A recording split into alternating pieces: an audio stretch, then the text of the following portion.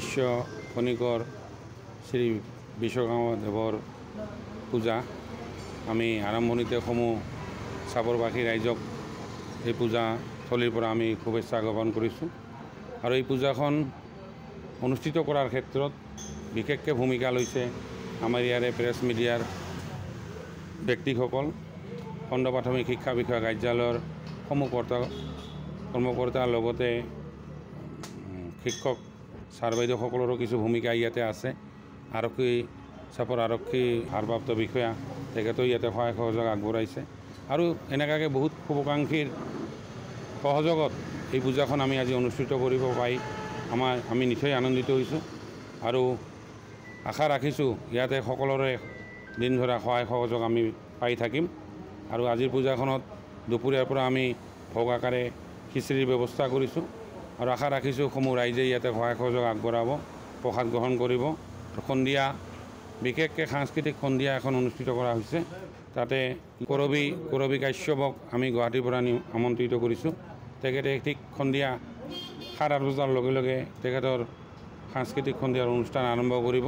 গতিকে এই চেগতে আমি সমূহ চাপৰবাসী ৰাইজক এই অনুষ্ঠানত আহি পেলাই সাংস্কৃতিক সন্ধিয়া উপভোগ কৰাৰ কাৰণে আমি আহ্বান জনাইছোঁ শ্ৰী শ্ৰী বিশ্বকৰ্মা বাবাৰ পূজা তাৰে সকলো অসমবাসীক মই শুভেচ্ছা জ্ঞাপন কৰিছোঁ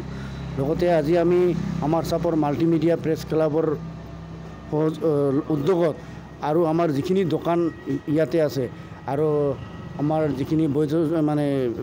বয়োজ্যেষ্ঠ যিখিনি ব্যক্তি আছে তেখেতসকলৰ সহায় সহযোগিতাৰে আজি আমি আমাৰ এই মাল্টিমিডিয়া প্ৰেছ ক্লাবৰ সন্মুখত আমি বিশ্বকৰ্মা পূজাখন আয়োজন কৰিছোঁ আৰু ইতিমধ্যে আমাৰ পূজা চলি আছে আৰু খন্তেক সময়ৰ পিছতে আমাৰ পুষ্পাঞ্জলি আৰম্ভ হ'ব আৰু লগতে আজি আমাৰ এই বিশ্বকৰ্মা পূজাৰ লগত সংগতি ৰাখি আমি ইয়াতে সন্ধিয়া সাংস্কৃতিক অনুষ্ঠানৰ আমি আয়োজন কৰিছোঁ য'ত আমাৰ কি হিচাপত থাকিব বিশিষ্ট আমন্ত্ৰিত শিল্পী হিচাপে থাকিব গুৱাহাটীৰ পৰা কৰবী কাশ্যপ সেইসমূহ চাপৰবাসী ৰাইজক আমাৰ এই পূজাৰ লগতে আমাৰ এই সাংস্কৃতিক সন্ধিয়াত